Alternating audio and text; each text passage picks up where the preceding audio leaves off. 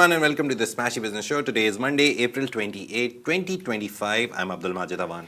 And I'm Warid Ahmed, and we have a great show for you today. Today we're going to be discussing how Saudi Arabia's Public Investment Fund has raised its target for assets under management by 2030 to $2.67 trillion. And secondly, Saudi Arabia and Qatar have agreed to pay back Syria's debt to the World Bank. Thirdly, Trump is poised to offer Saudi Arabia over $100 billion in an arms package, according to Reuters. And Trump wants a free U.S. ride in the Suez Canal. And finally, there is an all-time 100 million dirhams record set at the latest RTA number plate auction. Let's quickly jump into the stories. The very first story is very interesting. There was a report published, and all these numbers are from that Saudi PIF and Saudi Vision 20 report. Saudi Arabia's Public Investment Fund has raised its 2030 target when Vision 2030 also concludes. They have target for assets under managed to 2.67 trillion, up nearly 43% from its original goal of 1.87 trillion. The move follows a strong performance last year with PIF assets reaching 941.3 billion. Now we have an exact number. We usually say it's nearly 1 trillion, but yeah, 941.3 I think is nearly 1 trillion. So this is the exact number of their assets under management, and it exceeded its 880 billion target according to a new Vision 2030 report. Now, the fund's rapid growth, 390% increase since 2016, has been driven by a very proactive, diversified strategy. This includes a 40% portfolio exposure to Saudi companies and major investments, both domestically and internationally. Now, PIF is central to Saudi Arabia's Vision 30 plan to diversify its economy away from oil, and I do really think that that's the main reason. Yeah. Despite the growth, the PIF's international investment spending dropped by 37% last year to $19.9 billion.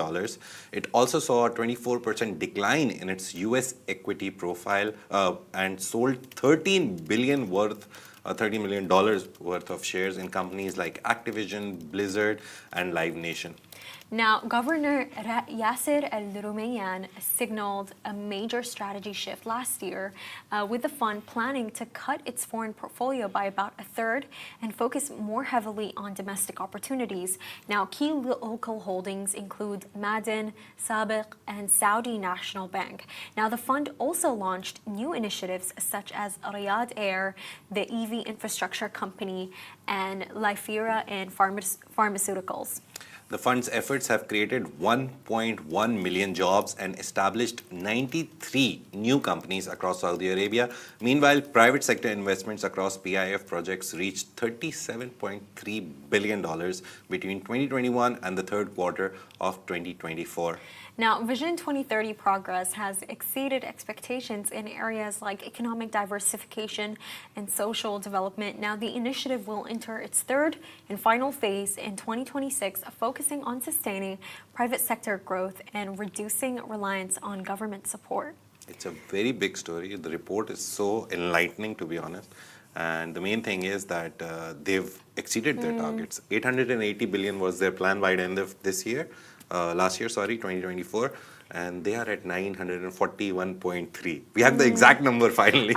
I think for me, Majid, what really caught my eye, it's the fact that, as you said, PIF has increased jobs to 1.1 million. Yeah. Was that the specific number in Saudi Arabia? And the reason why that really caught my attention is because just last week, me and Majid were discussing how during Q1 of 2025, so the first few months of the year, what ended up happening is that, in the UAE, they had to, cut the amount of jobs that they're offering. Yeah. And that's because of rising costs and because of corporate tax. And the same was also seen, I believe, in Qatar and in Bahrain, and the one country in the Gulf region that, in fact, showed a lot of numbers. 3.5% job growth. It was 3.5% increase. It was Saudi Arabia. Yeah. So now we can clearly see what the reason for that is, that PIF is definitely attributing a lot to that. And to me, honestly, Majid, with countries, nothing signals growth more than available jobs. Yeah. You know, more than available jobs that are maintaining people's livelihoods. Because in the end of the day, that's what matters. Yeah. You know, keeping your people in jobs. And more on Saudi Arabia. Today, it's going to be a lot of Saudi Arabia. Saudi Arabia and Qatar have decided to pay back Syria's debt to the World Bank, and it's an outstanding debt to the World Bank, which it's a move expected to revive the institution's support for the war-torn nation Syria. In a joint statement on Sunday, the finance ministry said they agreed to cover Syria's nearly $15 million.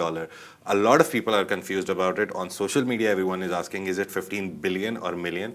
You have to realize it's not the whole thing that they're paying off. It's just the arrears. Arrears are the amount that you have to pay minimum to get another tranche of the money. So the debt itself is very big. It's just this amount that Saudi and Qatar will pay, and that will make Syria eligible for more funding. So yeah, it's $15 million in debt during the World Bank and IMF meetings held this month in Washington. This was the joint statement by Saudi and Qatar. Regarding this, no, it's Yeah, okay. sorry, it Sorry, stopped working, one second. but yeah. So now Syria's foreign ministry welcomed the decision, calling it a step toward accelerating the country's recovery and reconstruction efforts after 14 years of conflict. Now, since the fall of Bashar al-Assad's government last December, Saudi Arabia and Qatar have emerged as key supporters of Syria's new leadership. And the payment is expected to unlock new funding from the World Bank for Syria's critical sectors. Although details were not provided, the statement emphasized that the move would pave the way for renewed development activities that had been frozen for more than a decade thanks to Bashar al-Assad's rule. Now, meanwhile, Qatar has also begun supplying Syria with natural gas through Jordan to alleviate widespread electricity shortages.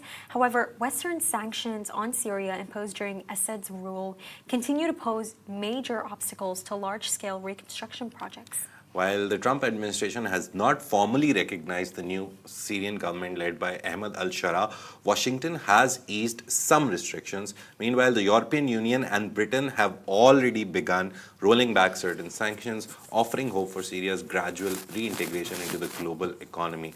The very nice thing about it is that we heard about Qatar, remember, that they'll pay the public... They're financing Syrian government salaries. Sector, yeah. But now Saudi has also jumped in, and this is the very first instance that Saudi has publicly helped them with money and support. Also, the joint statement was very nice. It was a very long read, but the main part that I focused on, they didn't just promise money, they also asked everyone else, like IMF, World Bank, whoever can support Syria in their reconstruction, that please restart your funding, help them. Like, it's just a kickstart that Syria needs, and they have everything. They're one part of Middle Eastern country. Me and Vard, we have this discussion always that when you look at Middle East, you look at some countries, they're doing so great that the world has their eyes on them. And then there's Syria, Jordan, Lebanon, which are war-struck, conflict-struck. There's so many things happening in them that they're not able to live up to their potential. They have the potential. It's not even just about potential, Majid. I just think the media coverage there is completely unfair. Yeah. I think what the Gulf, the advantage that they have is, you know, they have great platforms like Smashi Business, you know, Al Arabia, Al Jazeera, you know, many that are reporting on them. You know, these nations, like, they deserve more justice. Like, for example, I'll give you a story that it just clicked in my mind that this was not something that people know about. So basically, in Sudan, Majid, there is this brand of biscuits. It's called Baraka. It's called Biscuit Baraka. And it's like they're the biscuits that everyone in Sudan loves. They're completely famous. Guess what? They've actually rented out a factory in Egypt, and they are now producing them again. Nice. And you know how I realized this? Basically, we got it as a gift from family friends. And I looked at the box, and I'm like, where are they producing this? Because we all know it's not in Sudan. And I looked at the biscuits. I looked at the, the description behind, and it was like a location in Cairo, and I was like, wait a minute, you're telling me that we all got back the biscuits that we love so much. Yeah. And I'm like, why is this not a big piece of news? Why has this not been reported on? So it's these stories that like shine and are so special to so many people's hearts. And I was telling Majid this, and it's a promise I'm going to make that I'm definitely going to start reporting on that stuff better, because they do deserve that coverage. And with Qatar and Saudi, why do you think they're so involved? What do you think it's motivated by, specifically Qatar? Because this is not the first time we see that they have stepped in. Qatar has always been this one country which, whenever you see the news, they always try to help everyone. I think there's two reasons, not hidden reasons like the public reasons, but it's very clear they want to be the main player in the game that is happening in the world. They want to be a part of whatever the world is shrinking into. The world is shrinking towards You think it's Middle shrinking? East. Shrinking as in the power dynamics are shrinking towards the Middle East. And it's always Saudi, it's always UAE, their leaders, their governments, their policies, their funds that is being talked about. Qatar wants to be a part of that conversation. Right now, it's by country debate. They want to make it a triad, I think, where they are also considered the main player. They have been. The only problem is their biggest fund is equal to one of the third largest fund in Abu Dhabi. Their fund is 550 billion, the Qatar Investment Authority, which is a sovereign wealth fund. And they want to grow it. They want to grow it to a point where everyone is like, oh, Qatar Investment Authority, oh, ADIA, and oh, PIF. So they want to compete with the best in their region. Yeah. And that is why you will see them in every political scene and every business scene. Not just every single political scene. Yeah. I just wanted to get on that. I think what's so interesting, it was something that I was reading, and someone was basically saying that Qatari royals own more in London than the king himself. Yeah. And Real estate wise. that for me, that was such an interesting statement, because when you actually look at the numbers, 20% of the stake of Heathrow's airport is controlled by Qatar Investment Authority. They made that deal last year. It was a very big story. But Majid, it gets more interesting. Harrods, Harrods which a lot of rich people frequent, was acquired in 2010 for 1.5 billion euros by Qataris. And then for Sainsbury, the second biggest shareholder, again, is Qatar Investment Authority. And then the Shard was funded by Qatar Investment Authority, 2 billion euros. And finally, the Canary was acquired for 2.6 billion euros. I think this is really interesting. We're seeing that PIF is trying to scale back its international investments, but for Qatar, these international investments are more important than ever. It's always the same. You see, PIF, the playbook that they had, they invested so much outside. They made money out of those investments, and then they were like, okay, now we have a stable stream of income from outside investments. So let's not invest more outside. Let's focus inside now on our startups. On the NEOM project. You see at not even NEOM, even you look at the other SMEs and MSMEs and startups, they've redirected all their investments. There's this PIF venture capitalist wing, Sanabil. That is one thing that invests in startups. And if you see the last 6-7 months that I've been following it, nearly all of their investment, nearly 80% of their portfolio companies are now Saudi. They had investments outside. They invested in literally big startups outside, US, Silicon Valley. They went there. Now they made money. Now they're coming back and localizing it. The PIF governor, Yasser Al-Rumayyan, as he said that we're going to drop 18 to 20% of our foreign investments and come back, invest in the country, in our own startups, in our own ideas. So that is the idea. Qatar is at this stage. They're investing outside. Once they realize they've stabilized, they have the money coming in regularly now from those investments, they'll go back to their locals. And I saw that at Web Summit firsthand. There was like nearly 300 or 400 startups, and out of those, nearly 110 were Qatari made, like Qatar owned, homegrown startups. I met university professors who, with their students, have started projects, and eventually they came out of the university. The kids, they came out, they're working on their startup, and the teachers took leave and they're like, okay, now we're running business with you. So it's such a nice environment there. It's just that eventually they are becoming a part of the mainstream conversation. You mean Qatar? Yeah. But with Qatar, Now you will see Saudi, UAE, and Qatar always in the conversation. But you know what it also is with Qatar? They've made strategic moves in specific industries. Yeah. Like I'll give you a really good example, Majid. The NBC, it was founded in the 90s, and obviously they had such a quick rise with NBC3, NBC4. I think one of my favorites, NBC Bollywood. That one was great. But there was something that they didn't capitalize on, that Al Jazeera put their foot in that first, and it was this idea of a 24-hour channel. Yeah. And it was actually Al Jazeera, which is Qatari based, which launched it first before Al Arabiya. So Al Arabiya saw that and they were like, okay, we're gonna catch up to you guys, but we're going to do it in a more diplomatic way. Yeah. So I think that in terms of media, Qatar really does stand out. Yeah. And With Al Jazeera, yeah, obviously. they're reporting. It's great. Yeah, it's quite whenever I have to exceptional. reference something, I go to Al Jazeera because it's a very nice, balanced view from the Middle East towards outside. It's not how West or looks towards us. It's how the Middle East looks at the world and Middle East itself. So they give you a very nice inside perspective of things. Let's go back to one of our giants again, Saudi Arabia. So the United States is preparing to offer Saudi Arabia an arms package worth well over $100 billion, according to 6 sources who spoke to Reuters. A major proposal is expected to be announced during US President Donald Trump's upcoming visit to the kingdom in May. Now, this offer follows Biden administration's earlier but unsuccessful attempt to finalize a defense pact with Riyadh. Now, Biden's plan had linked access to advanced U.S. weaponry with Saudi Arabia, halting Chinese arms purchases and limiting Beijing's investments. It is unclear whether the Trump administration's package carries similar conditions. A U.S. defense official told Reuters, quote unquote, our defense relationship with the Kingdom of Saudi Arabia is stronger than ever under President Trump's leadership.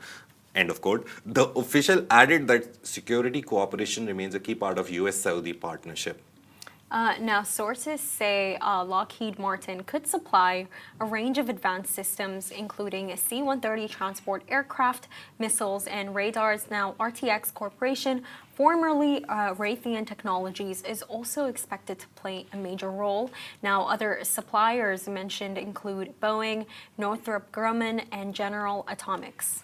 And all companies either declined to comment or referred questions back to the US government. Foreign military sales are government-to-government transactions.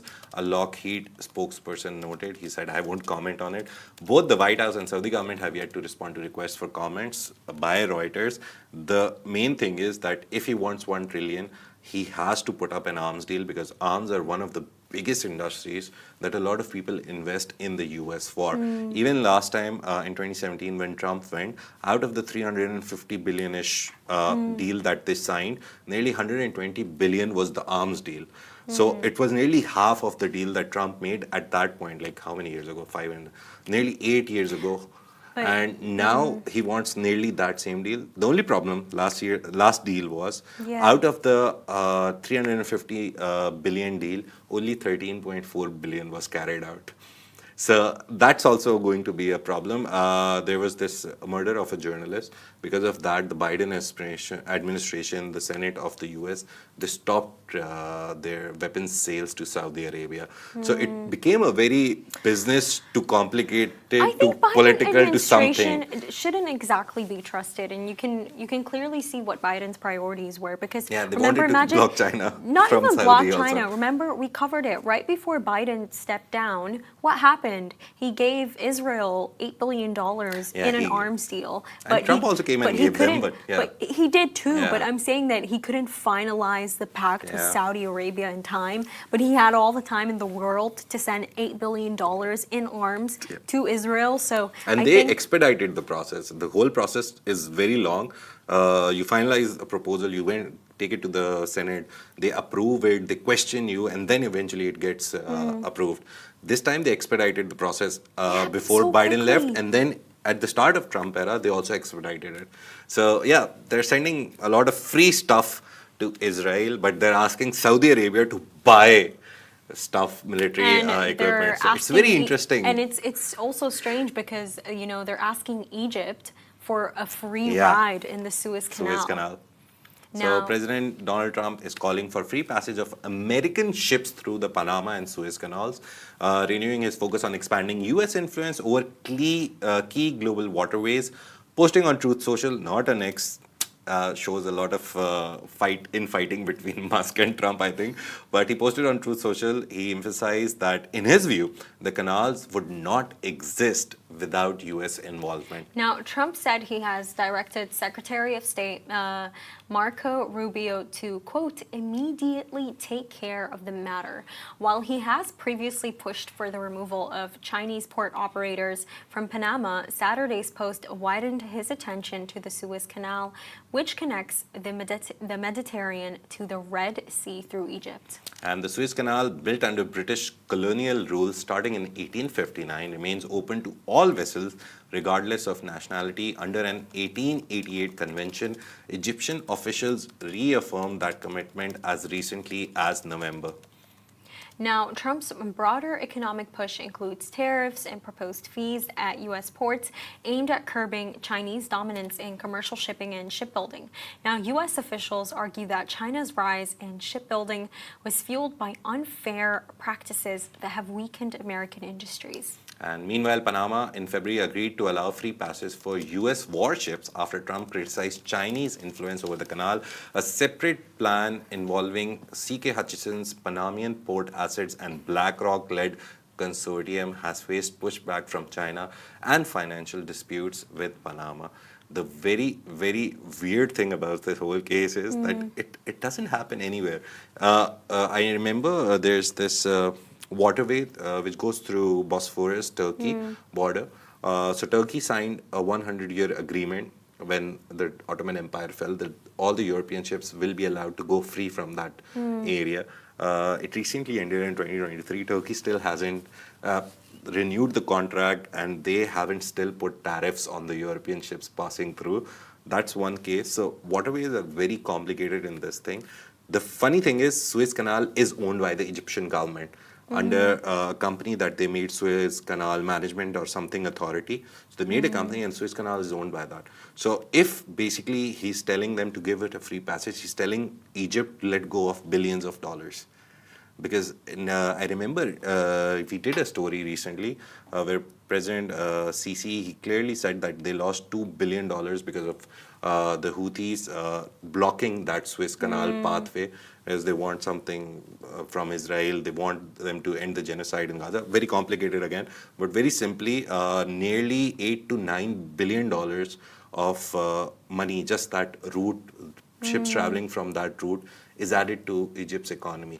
So he's basically saying this, just let go of $3-4 billion for us because we are so great. I think for me, his statement does not make any sense because he's basically saying things that he says doesn't make any sense. No, you're right. He's basically saying that the Suez Canal would not exist without the U.S., but the U.S. has nothing to do with it. I mean, in, I believe it was 1875, Egypt, they had to allow the French, I believe it was, the French and the British to control it because of the fact that they had financial difficulties. But then what ended up happening is that in 1956, once again, the Suez Canal was nationalized by this president, and he was really special. And like he took the entire like Egyptian nation by surprise with his actions. It was something Nasser. His name was something Nasser, but he was very famous. Egyptian president? Yeah, he was in Egypt. Oh, found his name, Gamal Abdel Nasser. But so it has nothing to do with the U.S. They're completely not tied to it whatsoever. I think this is just a very feeble attempt at a takeover that won't exactly work. He's just being himself. That's the problem with Trump. Any day, if he doesn't cause drama, I think it doesn't work for him. He wakes up, he has a dream, he wakes up and he says something, and everyone is like, what's happening, what's happening? But I think he needs to think before he speaks. A lot. And he needs to talk to people, tell them his ideas, and they should be like, bro, don't. I think that is what should happen. But yeah, he's the POTUS, he's the president of the United States, and it gives him the power to say weird stuff and get away with it. But let's come back to local story. Dubai's Roads and Transport Authority, RTA, has set a new record, generating nearly 100 million dirhams at its latest exclusive number plate auction. The 118th open auction took place on Saturday evening, April 26, at the Grand Hyatt Dubai, marking the highest proceeds ever recorded for an RTA auction. Now, the highlight of the evening was plate CC22, which fetched 8.3 million dirhams. Now, it was followed closely by BB20, sold for 7.52 million dirhams, and BB19, which brought in 6.68 million dirhams. Now, other notable sales included AA 707 at 3.31 million dirhams. I think this one's probably my favorite. And AA 222 at 3.3 million dirhams. A total of 90 exclusive number plates were showcased, featuring 2, 3, 4, and 5-digit configurations. The codes ranged across AA, BB, CC, IJ, OP, TU, V, W, X, Y, and Z. While the plate's nominal value stood at 16.5 million dirhams, the final bid surged to nearly 100 million dirhams. Now, interested bidders were required to register online or at customer happiness centers, holding a Dubai traffic file and submitting 25,000 dirhams security checks. Now, all purchases were subject to 5% VAT with payment options available through a credit card or the RTA app. It's a very interesting process. You remember last time this auction happened? We did discuss it. And then Mohammed bin Ghati, he through his brother, he got a license. Yeah, that was a confusion also. But the closest, you remember the kid who was bidding on behalf of his father? Who bargained for his dad. Honestly, his father is he's so He's the smart. coolest father right because now. Not just coolest, but I also think that people take empathy on children. You know what I mean? Like I feel like if a really special, luxurious item was there, and then a kid just wanted to grab it, I think all the grown-ups would be like, "We're really bad people if we don't let that kid take it." So I think his father was really smart for that. Tactic by his father. I think he was busy. I think otherwise he wouldn't have, like the word that you use, he wouldn't have deeped it so much. But you know what it is with this though? I think it's I think what we're seeing is the expansion of the RTA. The fact that you can use the RTA app to do something like this, to get your own new license plate. So they're really advancing their services. And that's a wrap for today. Thank you for tuning into the Smashi Business Show. Make sure to follow us across all social media channels at Smashi Business and stay ahead with our daily newsletter. You'll find the subscription link in the description. This has been a Smashi Business Show, a Smashi Business production, part of the Augustus Media Podcast Network. A big shout out to our 1.6 million monthly listeners. Thanks to you, we're able to do this. If you're one of them, take care, have a great day, and we'll see you tomorrow.